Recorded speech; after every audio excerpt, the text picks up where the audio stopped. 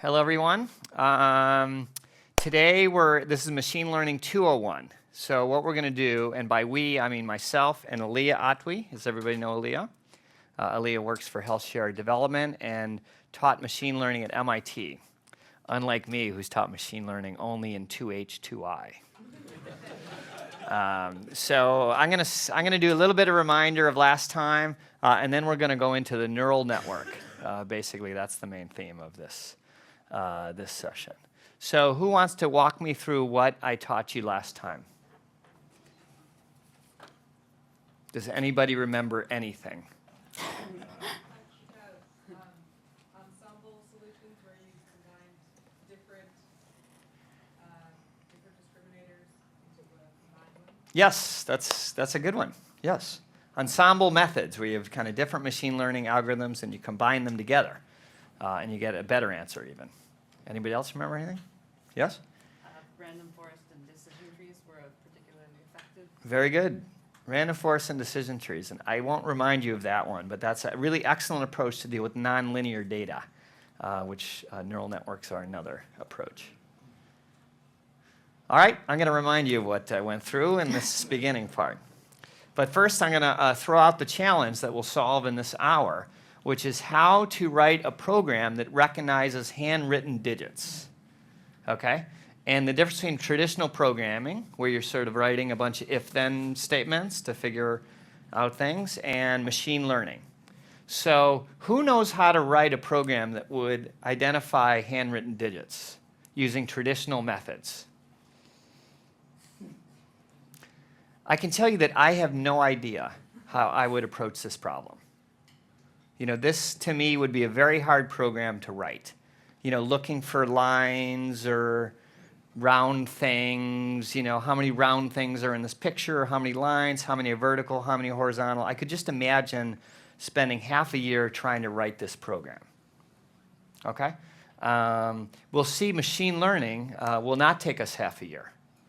It'll take us much less to write it. So that's the example. Last time we went through the flowers example, the iris flowers. This time it's handwritten digits. That'll be our data set that we use for this session. Okay, and then a reminder of the approach with classical programming. You have your rules. You run the data through those rules, and you come up with your answer. In machine learning, you just give it lots of data. So in this case, lots of handwritten digits. You give it what each digit is in a training set, and it actually figures out the rules. And then you can apply those rules to recognize new digits. So that's the basic model. Okay, so again, I'm going to take 10 minutes and just recap last time. So the terms AI, machine learning, deep learning may sound all the same, but just to clarify the slight difference. AI is the superset. It consists of non-machine learning techniques as well, essentially like the way computers used to play chess or things like that. Machine learning, and then deep learning is a type of machine learning that Aliaa will introduce you to in a moment. Okay, and then we went through these algorithms, or much of these algorithms, last time. These were mentioned, decision tree, random forest. And the main algorithms went through are the concept of linear separation. And the concept with linear separation is, if you recall, like in the adults versus child analogy, that if you graph out your two classes, let's say, that they would be separate from each other in the mathematical space. The mathematical space, when you have two features, is a simple xy axis, that the x's are in one place, or the adults are in one place, the children are in another place, and you just find an equation for a line that separates out those 2 points. Okay? So that's the idea behind linear separation. So that's a building block you'll see of neural networks as well. And so machine learning really is figuring out this function that takes the features that you have about a particular thing, an instance, and determining its class. So the part of machine learning we're talking about is classification. So, so the two features here are like height and money in the bank, and you have to determine whether it's an adult or a child. While I'm on the board, I'll tell you about the features of this data set of handwritten digits. So each digit is codified in a 28 by 28 grid. That's how many pixels there are. And each pixel has the grayscale value of that pixel between 0 and 255. Okay? So each digit, like if I write one, I'll just write an 8. You have the pixel value of each of these. And essentially, you can imagine each digit as a table, like we like to do. And each digit is a row. It'll have 784 pixels, grayscale values, and then it'll have a label. Which digit is this? So that's the structure of the data. So funny story, I was doing this little data set in my book, and then that evening I went to the Cambridge side Galleria. And you know there's that beer bar as soon as you walk in on the left. It's the World of Beer or something like that. And they had a quiz night. And the very first question was, what is 28 squared? And I immediately answered 784. And the guy thought I was a genius. And I normally can't go past 12, but somehow 28 squared was on the tip of my tongue. But essentially, it's no different. So if you somehow imagine, from a linear separation point of view, imagine being in a space with 784 dimensions, in a sense. And it's a little bit hard to imagine, but the zeros are over here, the ones are over here, the twos are over here, that each of the 10 digits are in different parts of that space. And you're trying to identify what would be called a hyperplane that really separates out the 10 segments of that space. So that's linear separation. It's the same mathematically as the 2-dimension. It just has a lot more dimensions. But the math is the same. And it looks like this, as you recall. I have it here. It looks like this. You have each of the features. So each digit will have different answers for the x's. And then you need to find the weights. That's what linear separation is. That somehow you have to find the weights, and those weights multiplied by the features and added together, essentially, you compare it to, if it's greater than 1, it's one digit. If it's less than 1, it's another digit, at least for the binary case. So how do we find the weights? Again, this is the review section of it. So it turns out you can do these handwritten digits in 29 lines of code. Like I said, that it would take me 6 months to do it in another fashion. But it's just this 29 lines of code, which we won't go through in line by line. But essentially the way it works is it randomly picks 785 weights. And then it does this a lot of times through the data set. It'll run one digit by one digit. So it'll take this first digit, and it'll guess, hey, this digit is a 6 or a 7 or something like that. It'll either get it right or wrong. And if it gets it right, it leaves everything alone. And if it gets it wrong, it adjusts the weights in the direction of being right. And you just do that a few hundred times in this outer loop. The number of iterations. And then eventually you have a series of weights that really separate out these different classes. Okay, so let's see how, and this particular one is called Logistic Regression. And let's see how it works. First of all, back on the magic of this. So I think this is amazing that 29 lines of code can basically separate out handwritten digits. But it's not just 29 lines of code. What else is it? The data. So what we have in this case is we have a data set where 60,000 digits were handwritten, and then somebody said, I wrote a 6. Or I wrote a 6. So labeled data. So some group of students spent hours kind of writing all these digits. So the magic is really in the data, plus these algorithms. But these algorithms are 50 years old. It's really having nice, clean digital data, actually, that makes this thing work. But anyway, let's see if it works. So let's take a look at this database.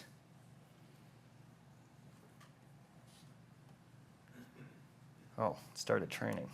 Let's get out of that.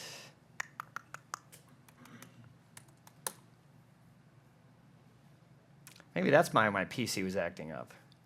It's training this thing. Okay. All right. These are, for instance, the first. Let me minimize that. These are the first examples of each of the digits.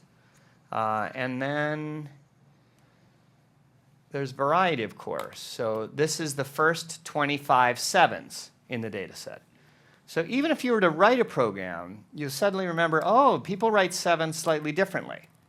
So some people cross the 7. Where's that? Some people do 3 lines, a little cap on the 7. I guess that's about it.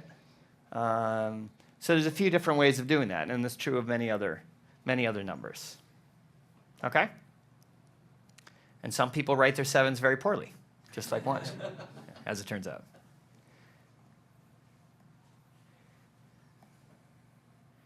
Okay, so we're going to solve this problem using twice. One is this logistic regression that I just went through, a simple linear separation. And then we're going to dive into deep learning and show how that may improve it. Okay, just a slight reminder on the formula to do this, because it's a slightly more complicated than I've led you to believe. But you essentially have this first row, let's say, and it's put on its side in this picture. So here's an example digit. Here are the 784 features. There's one extra weight in the front, so there's 785 weights, and you're multiplying, doing the dot product, essentially, of the weights and the features. And then you get either a really positive answer, 0, or a really negative answer. And there's a squashing function, which is called the sigmoid function, that basically turns it into somewhere between 0 and 1. And what that effectively means is that the answer to this equation is the probability that this particular digit is a 7. Every digit has its own set of weights. So if you assume these are the weights for 7, this is the probability that this digit is a 7. Okay? Then you have the right answer, which is either 0 or a 1. Either it's not a 7 or it's a 7. The probability of a 7 being a 7 is 1. So essentially, you have a probability here between 0 and 1. You have the number 0 and 1. You subtract the 2, which is how wrong am I, and that drives the change to the weights. So that's essentially the formula. It's also the case that we have 10 digits. So essentially, it's like the way I described, except you do it for each of the 10. So it becomes 10 times the 785 weights, or 7,850 weights. Okay, so there's a lot of weights in this particular case. Okay, so let's see how it does. So last time I ran them all live, but this time actually the training takes about a half hour to do this. So I have recorded it. And I could post on YouTube if you guys want to watch this. But essentially, it runs through 35 times, the 60,000 images, keeps adjusting the weights, and it gets a 92% accuracy. It's pretty good. Pretty good for 29 lines of code, I think. This is why I like machine learning. I'm like, this is amazing. I would spend my whole career trying to write this program. But OK, so here's its results. T means the target, the right answer, and P means what it predicted. And you can see in this case, it got this one wrong. This is a 9, and it thought it was a 1. Okay? We could have figured that out, these dumb computers. And this was a 5, and it thought it was a 6, which is quite understandable, actually. Yeah, this person should get some sleep, be a little bit more articulate with his or her writing. And the rest it's got right. So it got 23 out of 25 for the first ones. And this is the first 25 that it got wrong. Okay, so if you just pick the wrong ones. And you can see, I don't know, these are, you could get these right, you know? So this isn't quite, this is a very simple algorithm. So, but these are kind of the one, and some you could see, you know, it might get wrong. You know, God knows what that is, or that, you know. Okay, so that concludes the review of last time, which is kind of linear separation and how it does on handwritten digits. So now what I'll do is I'll turn it over to Aliaa, and she's going to dive into deep learning and describe what that approach looks like. Okay? Right, thanks, Don. Okay, so we're going to use linear models and build up on them all the way until we reach deep learning. So for that, I'm going to focus on this simple example. So say we're building an app, and the app is supposed to predict whether or not you're going to get accepted in your favorite university or not. And as input, we wanted to take your SAT scores and your school grades, and then do its magic and give you a prediction. So how would we go about building this app?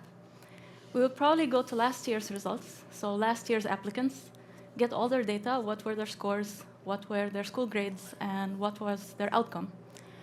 And then look at a scatter plot like this and try to see a pattern, right? So the pattern here is, you know, if your grades are high, you will get accepted. If they're low, you won't get accepted. And this is very easy for a human to see. The question is, how can I make the app actually do this? How can I make the app recognize this pattern? So looking at the data, luckily, in this case, you can actually draw a line to separate the examples that are accepted or rejected. So if you give the app the equation of this line, it should be able to get a new student, their SAT score and their grades, and then it would use a perceptron.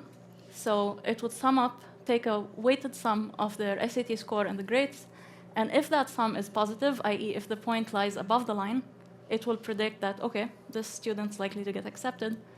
And if the weighted sum is negative, it will be below the line, so rejected. And this is the basic linear separator that Don walked us through last time.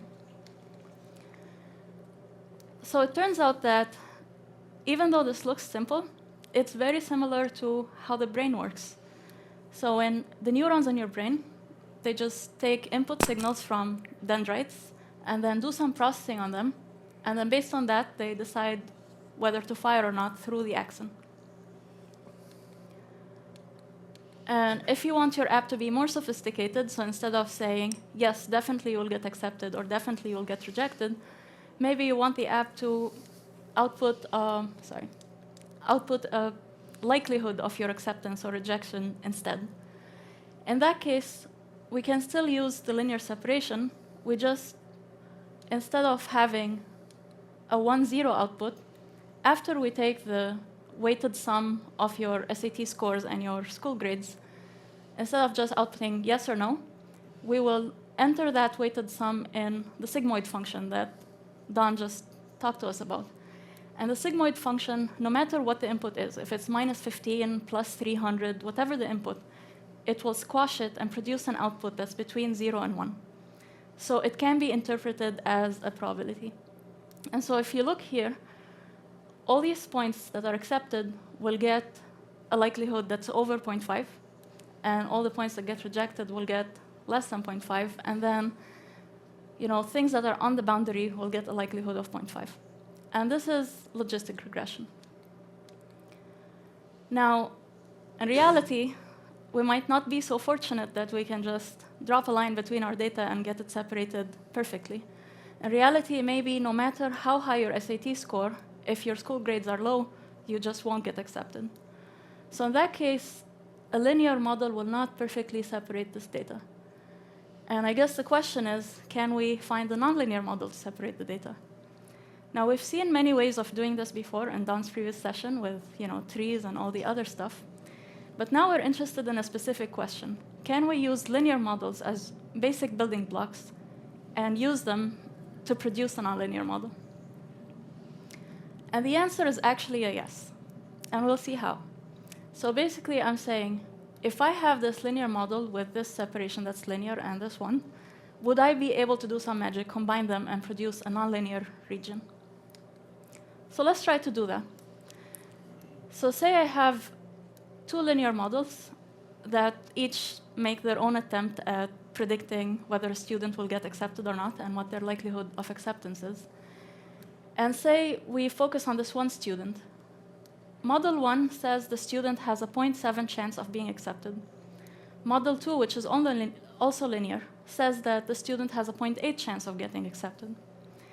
Now say I want to combine their predictions in a way that I get this nonlinear separation here. How would I combine these predictions? I'm going to start with the basic way to combine two numbers, and that is just summing them up, right? So I'm going to sum the prediction of the first model and the second one and get a 1.5. But this is unsettling. 1.5 is not a probability, right? So how can I take a number that's 1.5 or something that's not between 0 and 1 and convert it to something between 0 and 1? What do we use? Sigmoid, right? So I'm just going to sum up the numbers, take the output, plug it in a sigmoid, and here. So I have a 0.82 probability now. Now, what if my first model is much more trustworthy than the second one? Maybe we did a better job with the first model. So I want to kind of emphasize its prediction a bit more.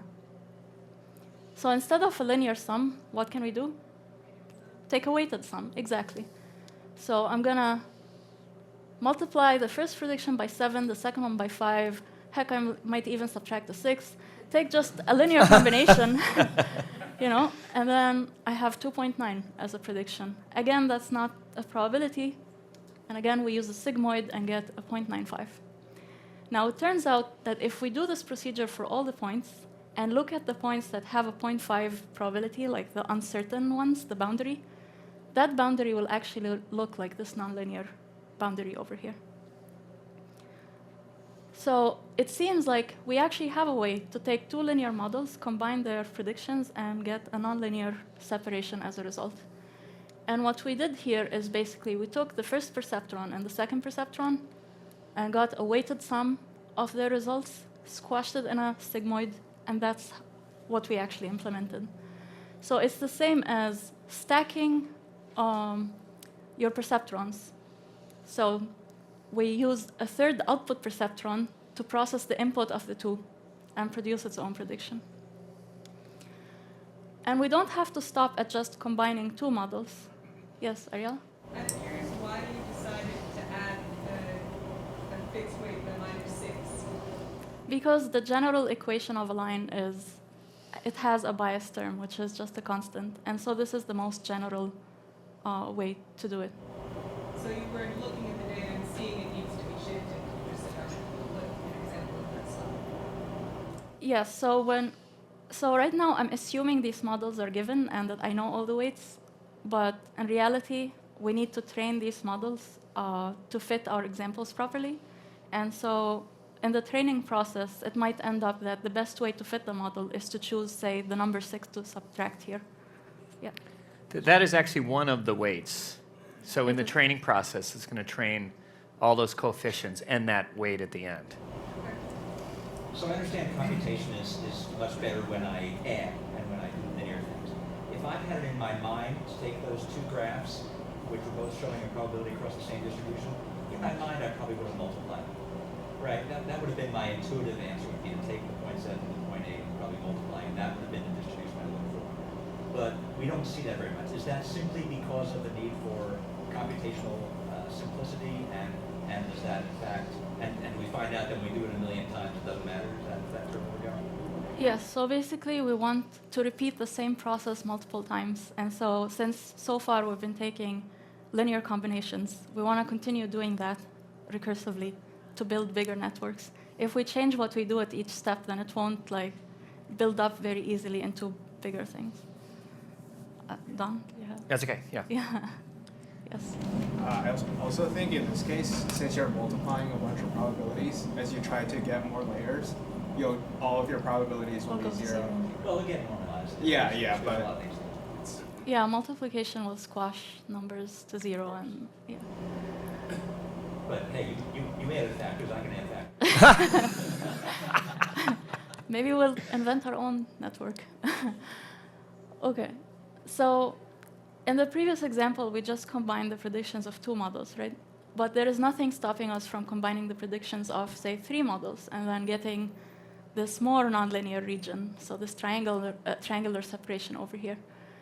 And there's nothing stopping us also from having multiple layers of linear models feeding into each other. And the more we do this, the more nonlinearities and subtleties we can catch in our data.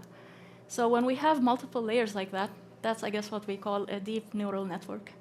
This would be the output layer, this would be the input layer in the beginning, and these guys are the hidden layers. Now, a question is, like so far we assumed we just know the equation of this line or all these equations that we need, all the parameters. But in reality, we want the data, the previous data, to determine these equations for us. So the question is, how do we find the right parameters so that we accurately predict the data that we have? Yes? Is there like a problem of overfitting into 2 layers? Yes, sure. Can you repeat the question? Is there an issue with overfitting into 2 layers? Can you repeat the question, actually? So the Yeah. question, Shisha's Yeah. question was that, is there a risk of overfitting if we have too many layers? Of course, if your data is really simple, you want the simplest model possible to represent that, and no simpler, right? So if you're using 1 million parameters for something that's very, simple, then there is always a risk of overfitting.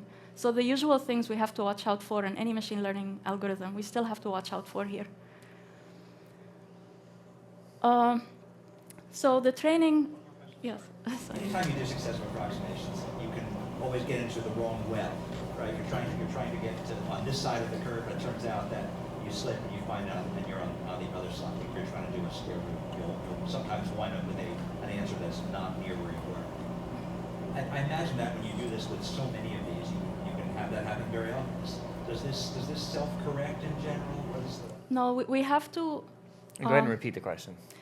Yeah. I think the question is that, I believe the question is about potentially falling into local minima or something, or local optimal solutions. And so we still have all these risks that we would have with any machine learning algorithm. So in the training process, there are all these clever ways, I guess, all these clever inputs you can give to your optimizer to get it to jump over local minima. And so the same problems will still exist, and the same kind of approaches are still out there to try and circumvent that. So the question of training, again, is if I have a bunch of historical data with their answers, I'm going to try to find the best parameters for the model so that I most accurately fit the data I've seen before. And Don has already kind of talked to us about this a bit. We use stochastic gradient descent to accomplish this. So what this means is that we're going to start with a random guess for the parameters, just completely random guess.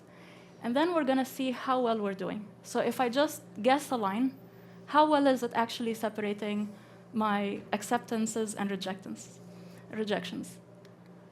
And so we find the current prediction of this guess model, and we compare it with the ground truth that we know.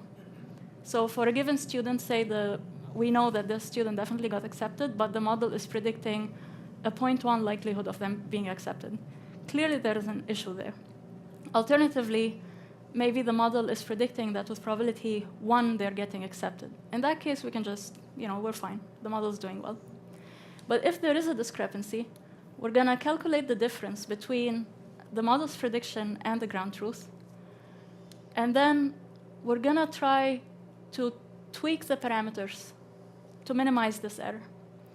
And the way we do this is by finding the gradient of the loss relative to these weights. So the gradient will give us the direction that is most efficient for us to tune the weights in to minimize this error. Now, forgetting all this stuff, what I want us to know here is that if we had this simple one-layer perceptron, once I have the error, I can easily use that with this update equation to tweak the parameter weights.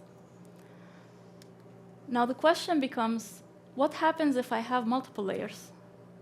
How can we train the parameters then?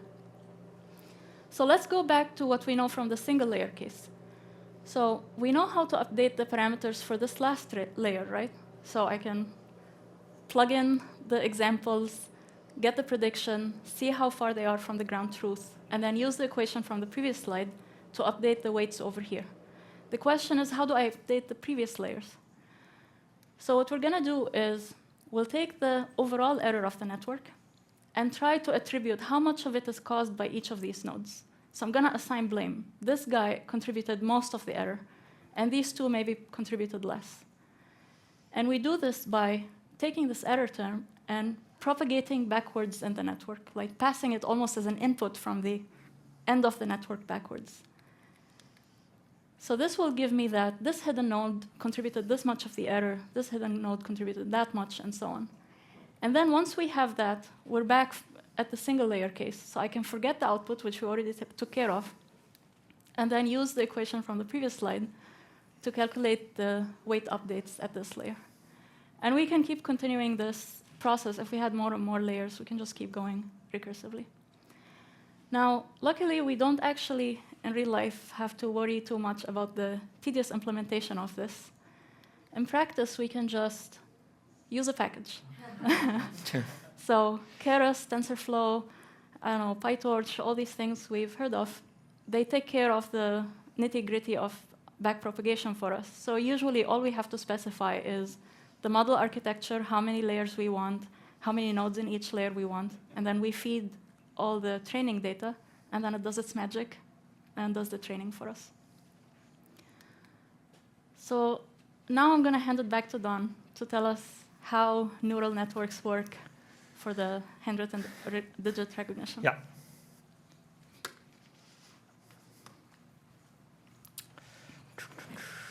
What would you guess? Let's see for sure. Yeah, 96, Jeff. That's excellent, yeah. Oh, let me stop it too. Okay, so this actually had 42,000 weights. So there were two hidden layers of 50 each. So you had the beginning layer, 785. You had the end, which was 10 digits. And there are two layers in the middle, which were 50 cells each, basically. So that ends up being 42,000 weights, because you have this many to get to the first layer, this many between the two hidden layers, and this many from the second hidden layer to the end. So there's a lot of weights, and it got a 96% accuracy. So here are the first 25 digits and how well it did. And you can see it got the 9 right now, but it still got this one wrong. Okay? Which is understandable. And this is the first 25 that it got wrong, actually. So again, some of these are kind of understandable, but some, I don't know, seems like a 0 to me. Some are, they're okay. All right. So now what we're going to do, so that was a general feed-forward, fully connected neural network. And so now I'll hand it back to Aliaa, and we're going to do it a third way, something called a convolutional neural network, which is a particular style that's very good with images. Okay? All right. Thanks. Okay. So what's the problem with using a fully connected neural network for image recognition? So the problem is that in this example, so we had, remember, 28 by 28 pixel images. We lined up all the pixels in a vector. And then we added a hidden layer where each of the hidden nodes is connected to every one of the 784 input pixels. And this was the architecture we used to get the results. Now, it's doing fine in this case, but when you're connecting every one of your hidden nodes to every one of the inputs, the number of parameters increases very quickly.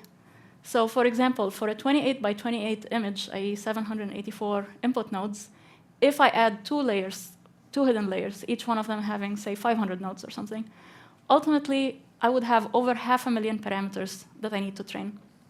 That's not good. That's way too many. And the other thing is that when we lined up the pixels in a vector instead of the original array, we basically ignored most of the spatial information included in that image. Like, we know that pixels that are close to each other are more likely to be related and informative than the pixel in the beginning of the image and the very last pixel in the image. And we're not giving the network this head start of this knowledge. It's having to rediscover that from scratch. So that's very inefficient. So what we do to fix this is we use a convolutional neural network, which are really, really good for image applications.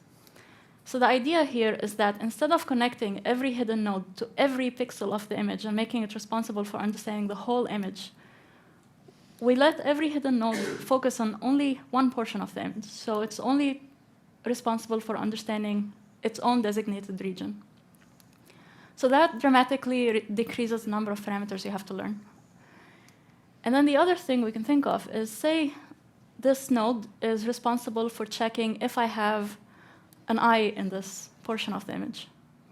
Okay, so it has certain weights that are optimized to detect eyes. Now, say this hidden node is also trying to detect an eye in this portion of the image. Do you feel like they should have different weights? Not really, right? Because an eye is an eye wherever it appears. So a hidden node that's responsible for detecting an eye should have the same weights as another hidden node also detecting an eye. And that also dramatically reduces the parameters that you have to learn.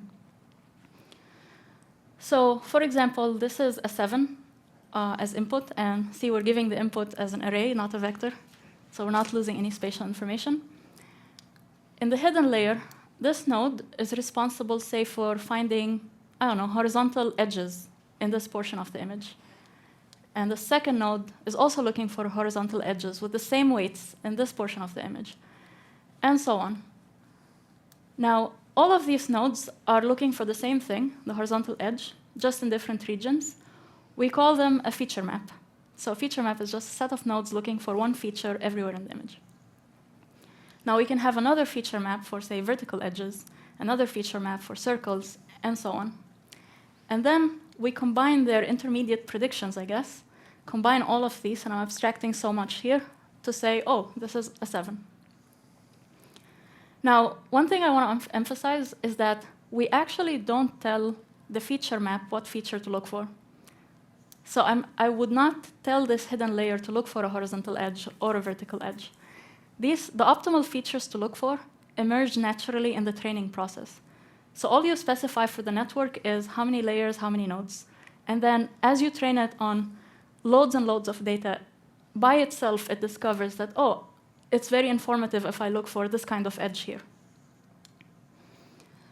So a convolutional neural network overall would consist of an input layer, a bunch of convolutional layers like the one I showed you here, and then something called a pooling layer, which really all it does is just summarizes the results of the previous layers, just shrinks the dimensions a bit so things don't blow up. And we stack as many of these as we need, and then we reach the output. Now, it's hard to really understand what exactly every node is doing, but overall, this tends to be what's happening. You start with an image that has a lot of spatial information, a grid of pixels, and as it goes through the network, in the first layers, you're looking for simple features like edges and circles and tiny things. And then as we move forward in the network, the features we're looking for get more and more abstract, until at the very end of the network, you're just looking for abstract concepts like, is there a cat, is there a wheel? And there is very little pixel detail information present. And this is basically how the brain works, more or less. So in the eye, in the cortex, you have these cells that each one of them specializes in one portion of the image you're perceiving and of its receptive field. And then they do very basic processing. The first layers are just looking for very simple edges. And then they pass on their transformed images to the next layer and next layer. And by the time this information reaches your prefrontal cortex or wherever you're making decisions in the brain, what you have is just concepts. So now let's see if a CNN is actually doing better on the digit problem. I'll try not to hit the down arrow. Okay, so CNN, so a couple things about that. So one is, just to reflect on what Aliaa said, there's an intermediateness to the way you think. Like when you see this, you think of it as an 8. But when you were a baby, you might say, well, if you see a circle on top of a circle, that's an 8. So you're kind of seeing the two circles, and then you're saying, okay, that's an 8. Or if I had a picture of this room, I'd say, oh, there's a lot of people, there's chairs, they're all looking the same way, must be a classroom. There's kind of intermediate steps that you take in thinking. So that's the idea behind a neural network itself. And these middle layers are somewhat magical, but a CNN focuses these hidden cells on a little part of the image, essentially. So you're kind of helping the network in its architecture look at images, essentially. Okay, how well do you think this one worked? 98, let's see. 99.36. Yeah, so this did great. So here are the first 25 digits that I got right, and you can see it now got this one right somehow. That's a 5. Must be mistrained. And then here are the next 150 digits, and I got all these right. So it didn't get everything right, but it takes a while for this thing to sort of end up with one wrong. So here was our summary. So 92% using the techniques of last time, the linear separation. A fully connected neural network gets 96, and then a CNN gets 98. So it's really, impressive how, and it's the same data set, and even if you imagine sort of the code that Aliaa is talking about to sort of do this stuff, it's actually not that complicated. It's really a breakthrough in approach and a lot of data. Okay, so I'll close with a couple comments. How about? So one is, we're in a boom of AI, right? It's a total buzzword and stuff like that. And you could wonder, when did this start? And I think it essentially started in 2012, and I'll describe why. So there's this yearly competition and database called ImageNet. And the classic problem was always, why can't we teach a computer to understand a cat versus a dog? Babies can do this. Humans can do this very easily, but computers can't do it. That was sort of the age-old problem. This is a version of that, where you have all these images, and you have to identify what's in the image. And so they had this annual competition that started actually in 2005, but I couldn't find the data, where these teams would compete. And in 2010, for instance, they were 28% inaccurate. So not so good, at guessing what's in the picture. And it was like that in the past. So always 30% or something like that inaccurate. And then it all of a sudden dropped to 16%. And then it dropped again to 10. And then it dropped again to 6. And so we had these major advances over this 3-year period to eventually, by 2015, we were better than humans. Okay? So this is when all the excitement began. And this is actually when CNN started to get used, and some of this architecture that we talked about today started to get discovered, is around then. So this is when we sort of cracked the image recognition nut. Okay, and then let me, there's one other topic if we had time. So what are the recent breakthroughs? Because some of you might recognize some of these algorithms from a long time ago, if you were around a long time ago.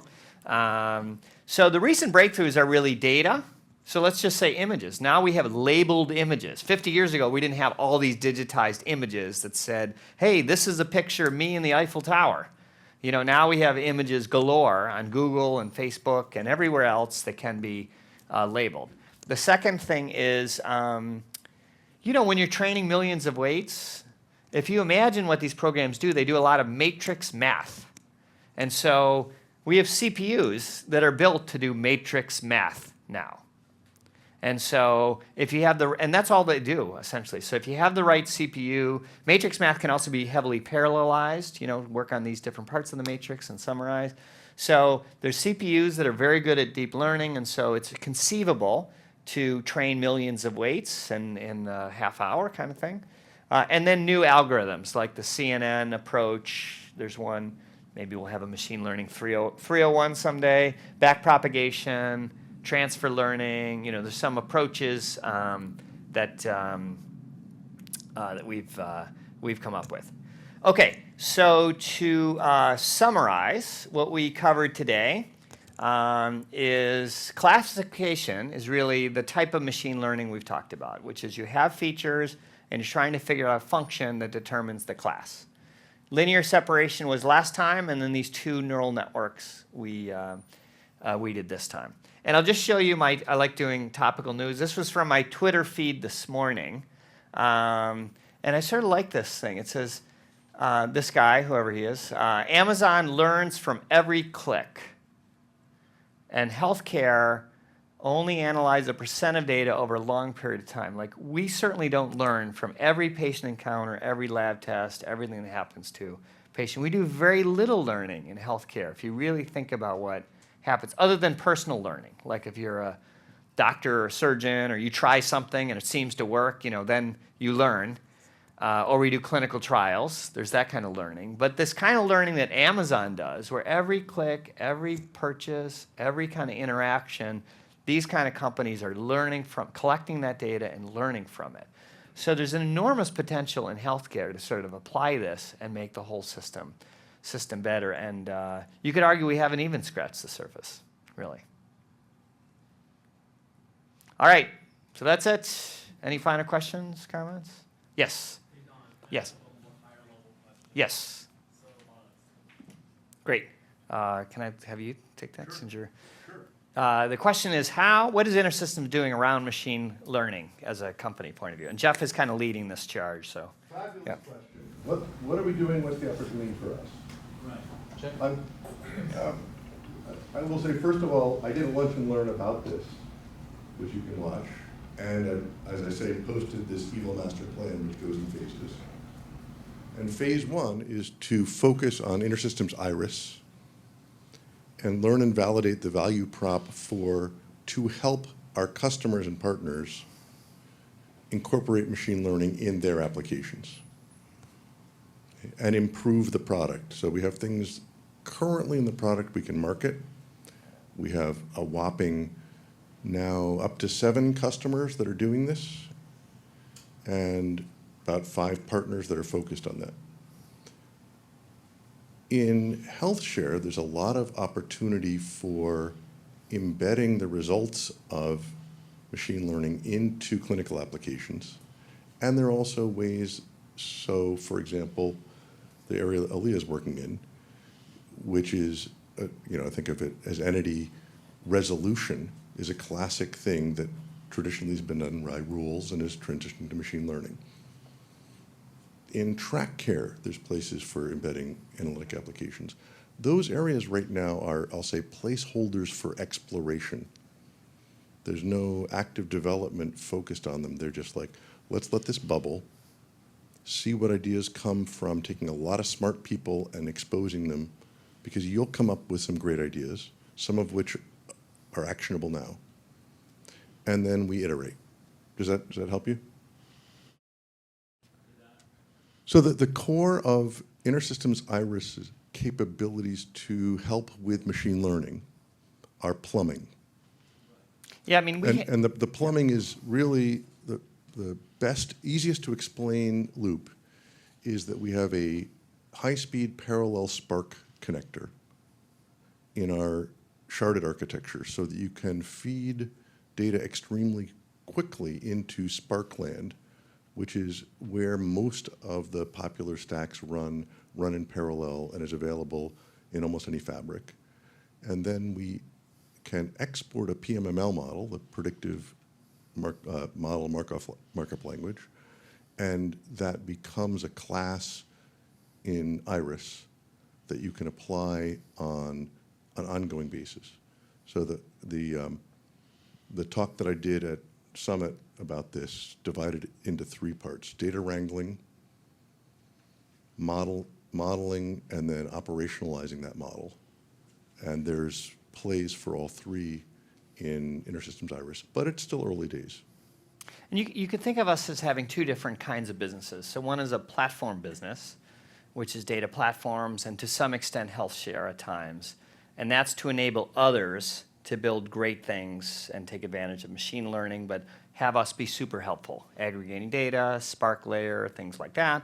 And the other is we have application businesses like HealthShare and TrackCare, and we are incorporating into our roadmaps, at least, on how machine learning can make our applications better. And Terry did state it was one of the 3 themes, basically, of our company going forward: AI, cloud, and freedom of choice, especially for our data platforms business. So, you know, we expect it to be a bigger part of our lives going forward.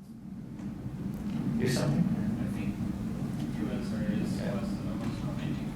One is solution, one the other is platform. Yeah. And I think the goal now, as I understand, is capability. Providing TrackCare, for example, which my side, I always discuss with Grace some things, and she always asks me, but we have to create the algorithm for that? I said, maybe yes, maybe no, depends what we want to do. But in TrackCare, if we are open to the customer to use machine learning with the data that we provide, the module that we provide, it's one thing. But as I see the market, they are requesting now for also solutions. So what are you solving? Giving me this, don't give me the work to do, give me the solution. I think that's one of the questions that he was addressing is, are we providing solution or are we providing capabilities? I think now is capability. I think that's right. I mean, we're getting started kind of enabling it because, you know, all of our customers want to do their thing to some extent and then incorporating it. Okay, given the time, thanks, Aliaa, for helping out, and hope you enjoyed this. All right, thanks.